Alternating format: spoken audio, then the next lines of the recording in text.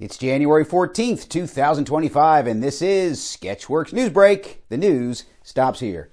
I'm Brian Troxel. Several out-of-control wildfires are burning Southern California as I speak. And also as I don't speak. Around 24 people are dead, and entire neighborhoods are now smoldering ruins. To many, it's a catastrophe. But to real estate developers, it's like an old Looney Tunes cartoon where someone's eyes turn into giant dollar signs. Cha-ching! In his final week as president, let's just pretend he's still the president, Joe Biden caused an international kerfuffle during his meeting with Pope Francis when he headbutted the 88-year-old pontiff into submission. The U.S. Department of Agriculture has announced that inadequate sanitation is the cause of the recent listeria outbreak at Boar's Head that recalled 7 million pounds of lunch meat. An anonymous source stated that Bucky the Beaver, UFOs, and Los Angeles Mayor Karen Bass are to blame. Judge Juan Merchan sentenced President-elect Donald Trump to an unconditional discharge for his conviction in paying hush money. Trump, who appeared virtually, graciously accepted Judge Merchan's decision and praised the U.S. judicial system for helping him see the errors of his ways. Nah, Trump spent 7 minutes ranting about how Judge Merchan is a loser moron who is a disaster and should be deported. All the judges should be deported. Deport all the judges. That's the only way any of them will learn. It was a busy weekend in the NFL. Here now with the nitty and the gritty from the gridiron is Sketchworks NewsBrake sports reporter John D. Babcock III. That's right, Brian. It's everyone's favorite time of year, NFL playoff season. We're down to what we know and what we don't know. And what we don't know, we don't know. But what we do know, we know. And what we know is that it's down to the Bills, the Ravens, the Texans, and the Chiefs in the AFC. And over in the NFC, we got the Commanders, the Eagles, the Lions, and either the Vikings or the Rams. I'm not sure which yet because I'm taping this Monday morning and they're not playing until this evening and I don't know and you know, but I don't know. But anyway, we're taping this and we're going with it anyway. Anyway, stay tuned for all the action here at Sketchworks NewsBrake Sports. Now back to you, Brian, in the studio. Thank you, Babs. And just so you know, the Rams beat the Vikings 115-9. Minnesota quarterback Sam Darnold was sacked an NFL record 31 times. In less than 1 week, the popular social media site TikTok will be banned in the United States unless one of three things happens. The U.S. Supreme Court intervenes, the company's China-based parent company sells TikTok to new owners, or most of TikTok's young users die from eating Tide Pods. Fox News is reporting that former, and soon to be again, First Lady Melania Trump is excited to return to the White House. Oh, just look at her. Doesn't she look all excited and shit? Huh?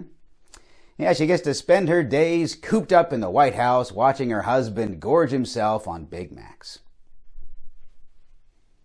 She's only 54. I mean, she's younger than I am, for crying out loud.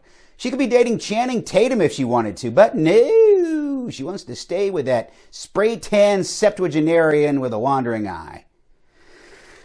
Welp, we all make choices. A federal judge cleared the way for the Justice Department to release the much-anticipated report from Special Counsel Jack Smith about President-elect Trump's 2020 election interference case. The judge also cleared the way for Taylor Swift to release her own report, tentatively titled President-elect Trump's 2020 Election Interference Case, Taylor's Version.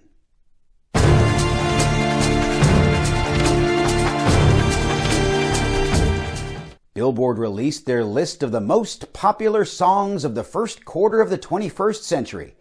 Coming in at number 1, Blinding Lights by The Weeknd. We can't actually play any of these songs or we'll get dinged. At number 2, Uptown Funk by Bruno Mars. And rounding out the top 3 most popular songs of the 21st century, you guessed it, Chocolate Rain by Tay Zonday. Congratulations, everybody. Declassified British MI5 security service files show Queen Elizabeth II was never told about a Soviet spy who worked as her royal art historian. Buckingham Palace officials didn't tell the Queen because they thought the historian was really just interested in moose and squirrels. If you didn't get that joke, ask your parents about it. A 36-year-old food cart operator in Manhattan was beaten with a metal pipe and robbed of over $3,500 before disappearing into the 50th Street subway station. Wow. Food carts can make over $3,500? I thought it was much, much lower than that. I mean, that is, that's really surprising. Hey, while you're pondering that, don't forget to like and subscribe. Feel free to leave a mean comment as well, but only after you like and subscribe. Deal? We have some acting and writing classes coming up and a whole bunch of other stuff, including taking a show to Off-Broadway. What? Yep, that's what we're trying to do. So head over to sketchworkscomedy.com and follow along with our travails and tribulations. During Monday's Georgia legislative session, Georgia Governor Brian Kemp announced his legislative package enhancing K-12 education in the state. One of the many changes is that Georgia schools will have to stop referring to the Civil War as the War of Northern Aggression. Marian University's School of Nursing in Indiana published a top 10 list of cities in which to catch the cold virus. Hey, I have one of those right now, ranking Las Vegas in the number 5 slot. Sources say Las Vegas is ranked number 1 for catching gambling fever, a Broadway quality show, and herpes, although not necessarily in that order. A woman in Mulberry, Florida, defecated in an aisle of a Family Dollar store. Yep. To no one's surprise, it took Family Dollar employees 3 days to clean up the turd. Family Dollar. Yeah, we don't want to be here either.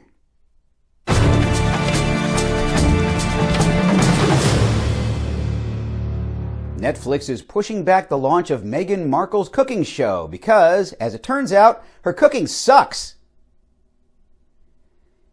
Millions of devout Hindus are celebrating Kumbh in India by taking a dip at the sacred Sangam between the Ganges and Yamuna rivers to cleanse their sins.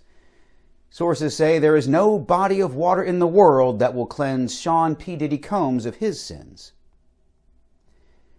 The U.S. Securities and Exchange Commission accused Robinhood of numerous securities violations that come with a $45 million penalty. Our congratulations to the Sheriff of Nottingham for finally getting his revenge. If you didn't get that joke, ask your parents. That's all for Sketchworks NewsBrake. We'll be back next week, and we hope you are too. I'm Brian Troxel. Say hi to your mom for me and ask her about all those jokes in the show that you didn't get earlier.